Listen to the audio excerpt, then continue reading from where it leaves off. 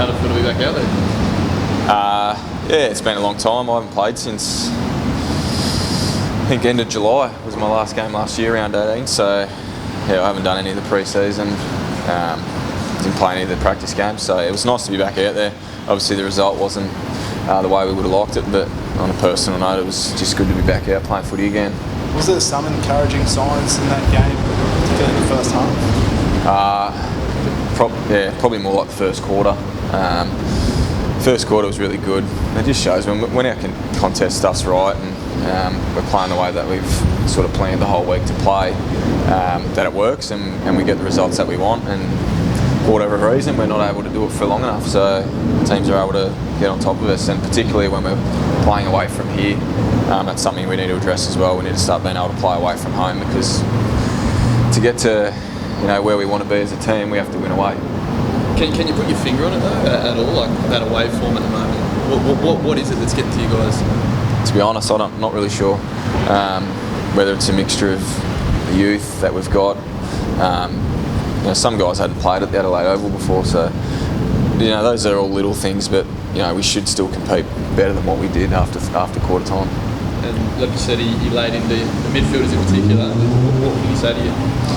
Yeah, obviously we've got a young defence, so as a midfield group, we're the oldest part of the ground, and we're putting those guys under a lot of pressure at the moment by not getting the footy out of there. So I think we went down by 18 in the ending clearances, 12 of them from the centre. So that's going to put any defence under a lot of pressure, and I think our young blokes down there really struggle when the ball's coming in quickly like it was. So that's on us. We've got to fix that and make life easier for them. You've played them once already last year. Obviously, what does playing Collingwood mean to you? They're another team. They're probably in the same sort of position as us at the moment, form-wise. Playing patches and then sort of get blown out a little bit. They're another team that they're a proud club. So I'm not sure they'd be happy with the position that they're in at the moment. So are we. So it's irrelevant how many points that we've got on the ladder. It's going to be a fierce contest, and both teams really need a win. Obviously, it'd be nice to put them under a bit more pressure with a win on Saturday.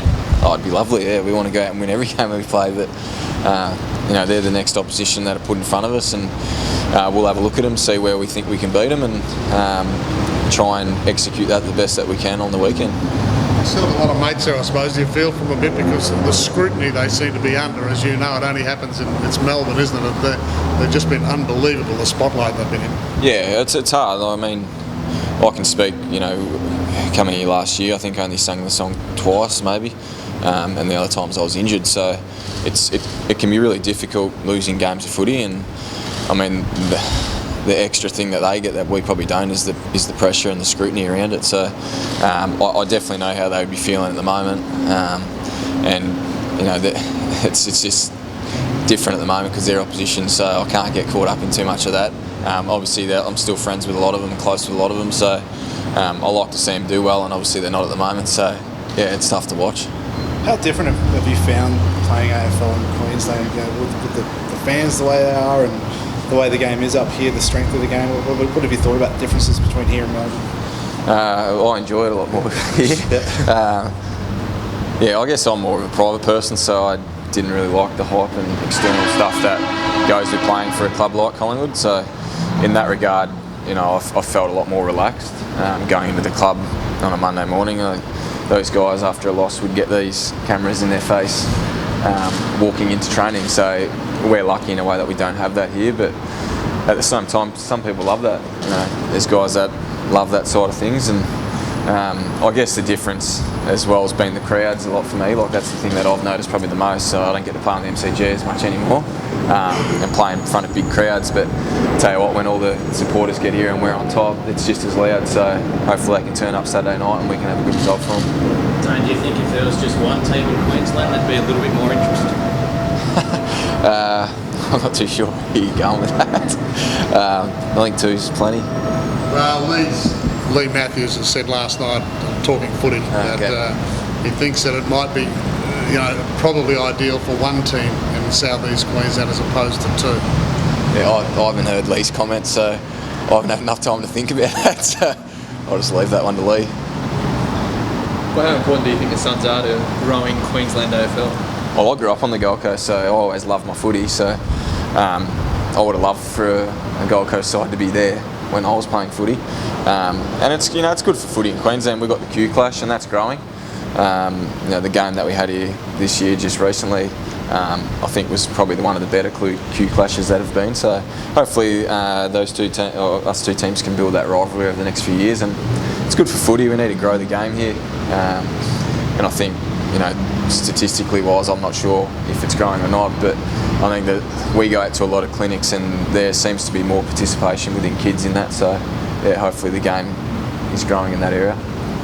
Winning games solves problems too, I suppose, doesn't it? Yeah, it does. Obviously, you want to rock up and support your team when they win, so it can be tough when you're losing. So yeah, that's on us to try and turn things around there. But there's no quick fix for us at the moment. We just got to try and keep doing what we're doing, and hopefully things turn.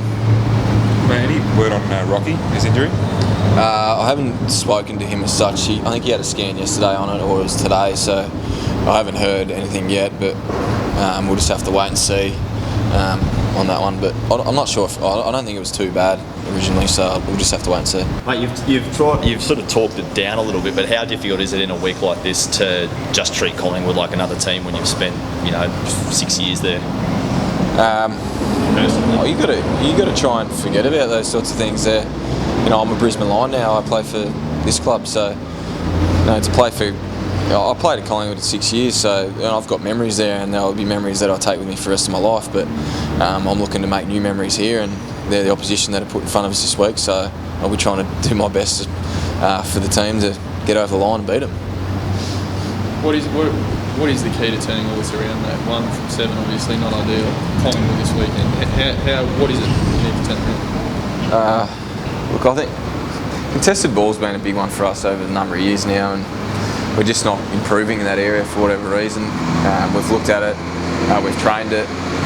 I think it's mainly we just got to try and, I'm not sure, get more guys buying into it. I think there's a few guys that are really good and excel in that area, and there's other guys that don't. So we need a bit more of a collective in that area to try and get us over the line, because you win that stat, you usually win games. So the contest areas are definitely a big one for us. And the first quarter against Port on the weekend, we were in the positives around those areas. So it just shows it correlates with the scoreboard as well. So hopefully we can start well this week.